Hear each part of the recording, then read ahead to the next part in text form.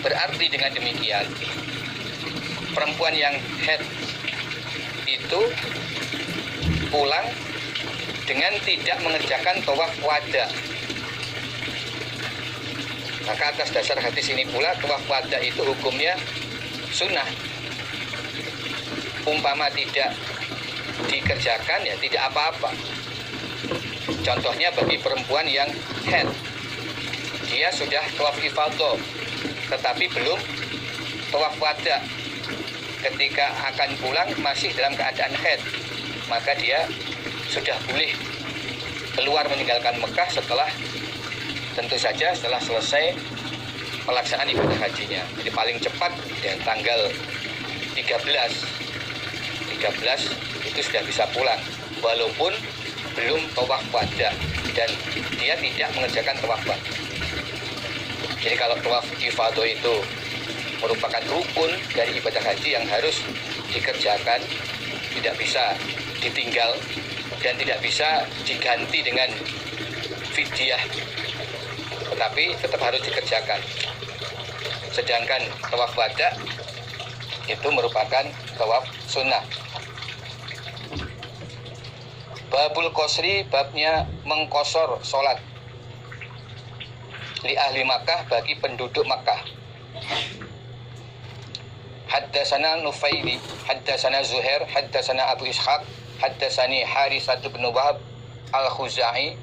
Wa kanat, ada siapa ummuhu, ibunya Haritsah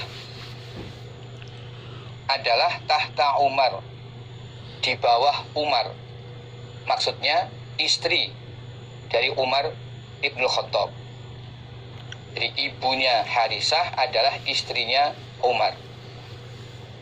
Berarti Haritsah itu anak tirinya Umar. Fawaladat, maka melahirkan siapa ibu lahu, bagi Umar, Ubaidullah ibnu Umar, kepada Ubaidullah. Setelah ibunya menikah dengan Umar, kemudian melahirkan anak yang bernama Ubaidullah ibnu Umar. Jadi kalau Haritsah itu bukan ibnu Umar, tetapi anak tiri Umar. Setelah ibunya menikah dengan Umar, lalu punya anak Ubaidullah. Qala, berkata siapa Haritsah.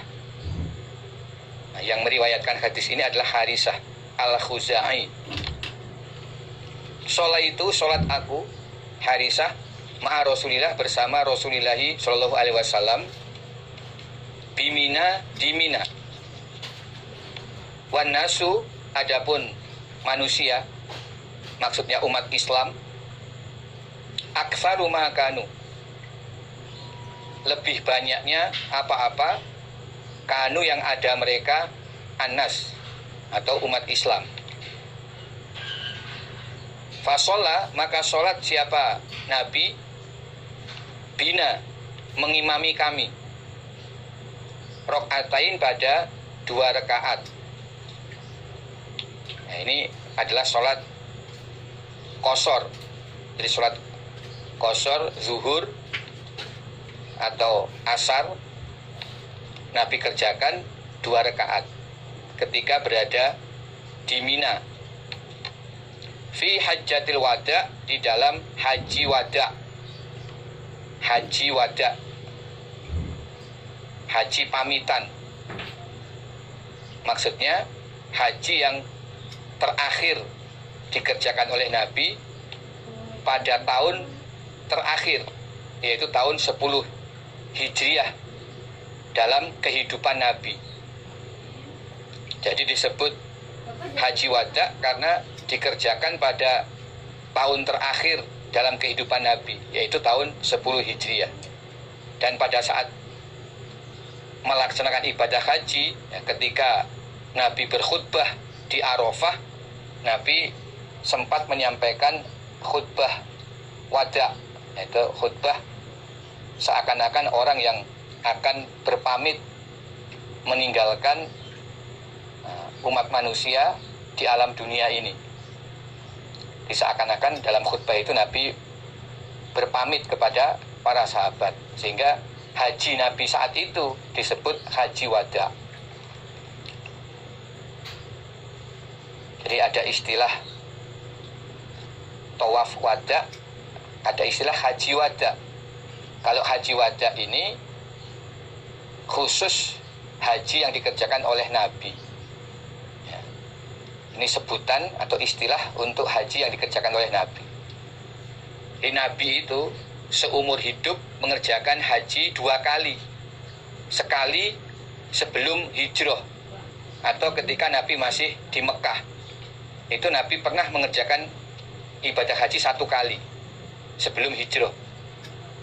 Kemudian setelah hijrah, Nabi baru bisa mengerjakan ibadah haji pada tahun 10 Hijriah.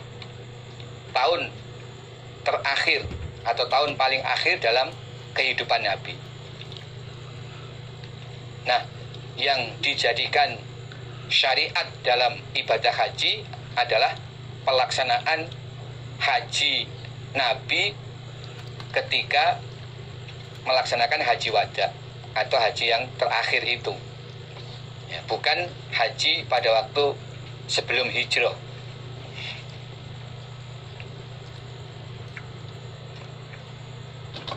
Qala Abu Daud, berkata Imam Abu Daud yang menghimpun hadis ini, memberikan keterangan bahwa Harisatu, adapun Harisah, min Khuza'ah, dari suku Khuza'ah, wadaruhum, dan desa mereka bangsa atau suku Khuza'ah, bimakata, di Mekah.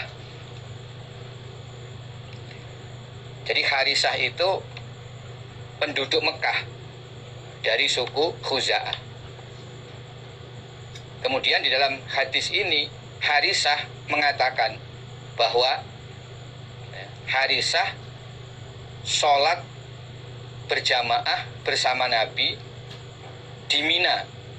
Nabi mengqashar sholat zuhur, asar, demikian juga sholat isya 2 rakaat dalam keadaan umat Islam jumlahnya sangat banyak.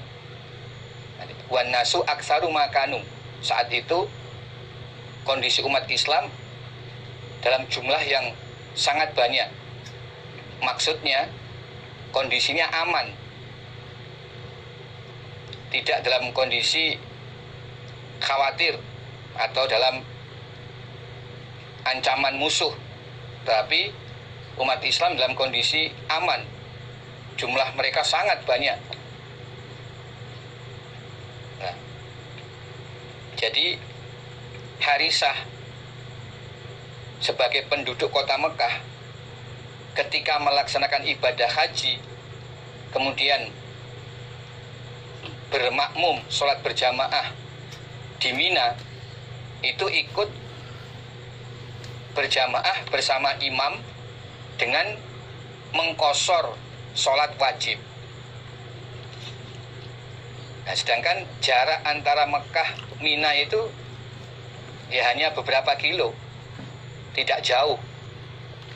Tetapi ketika pelaksanaan ibadah haji ada rukhsah atau keringanan bagi penduduk Mekah melaksanakan sholat wajib dengan mengqashar. Ini dasar hadisnya.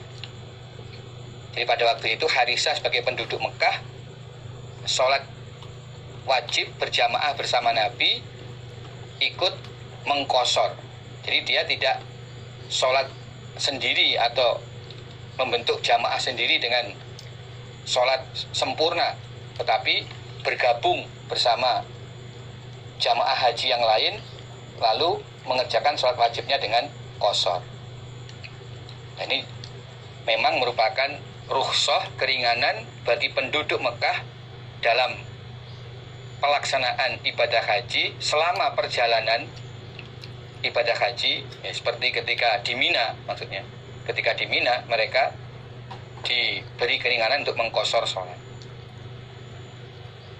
Demikian juga ketika di Arafah, kemudian di Musdalifah. Dalam perjalanan haji itu bagi penduduk Mekah boleh mengqashar sholat, walaupun jarak antara Mekah dengan tempat-tempat yang dilalui dalam ibadah haji itu belum mencapai jarak musafir. Jadi ini memang kekhususan ketika pelaksanaan ibadah haji, khusus bagi penduduk Mekah. Babu maja'a fi haji sobi, bab apa-apa yang datang di dalam hajinya anak kecil. Bagaimana hukum ibadah hajinya anak yang belum balik, apakah juga sah dan berpahala?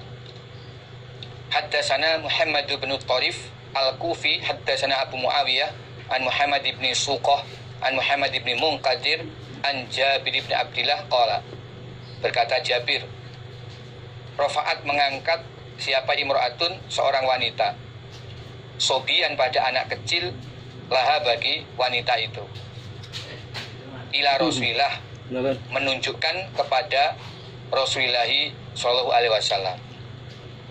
Jadi ada seorang wanita mengangkat anaknya yang masih kecil, ditunjukkan di hadapan Nabi. Faqalat, lalu berkata wanita itu, ya Rasulullah, alihadza, adakah bagi anak kecil ini hajjun, ibadah haji? Apakah anak kecil yang saya gendong selama perjalanan ibadah haji juga mendapatkan pahala haji? Jadi wanita tersebut mengerjakan haji sambil menggendong anaknya yang masih kecil. Nah, dia menanyakan kepada Nabi, apakah anak itu juga mendapatkan pahala ibadah haji? Qala, menjawab Nabi, na'am, iya. Ketika dia diajak dalam perjalanan haji, berarti anak itu dapat pahala haji. Hanya walaki ajrun, walaki dan bagimu perempuan ajrun, pahalanya. Nah, hanya pahala ibadah hajinya anak tersebut diberikan kepada orang tuanya. Jadi kalau anak belum balik diajak mengerjakan ibadah haji, maka pahalanya diberikan kepada orang tua. Babul haji, babnya haji. Aman dari orang la yastati'u, yang tidak mampu siapa orang, as-subut, pada tetap atau menetap, ala rohilah, di atas kendaraan, maksudnya onta kendaraan.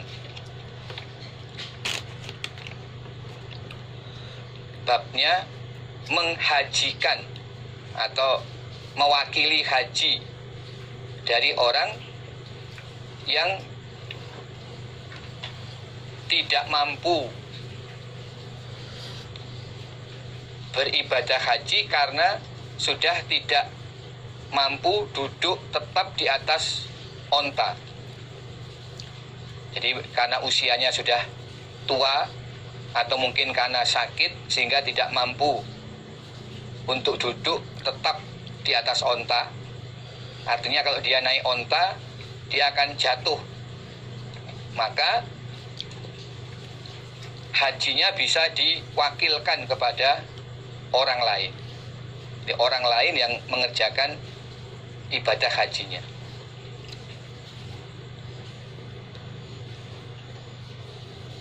Haddatsana Abu Asim an Ibni Juraid an Ibni Syihab an Sulaiman Ibni Yasar an Ibni Abbas anil Fadl Ibni Abbas radhiyallahu anhum anna imra'atan ini khiwalah. Haddatsana, bercerita kepada kami, kembali pada Imam Bukhari. Haddatsana, bercerita kepada kami Imam Bukhari, siapa? Musa ibnu Ismail. Haddatsana Abdul Aziz bin Abi Salamah. Haddatsana Ibnu Syihab an Sulaiman bin Yasar an Ibni Abbas radhiyallahu anhuma qala, berkata Ibnu Abbas, ja'at, datang siapa imra'atun, seorang wanita, min Khos'am, dari tanah Khos'am, ama hajjatil wada, pada tahun haji wada,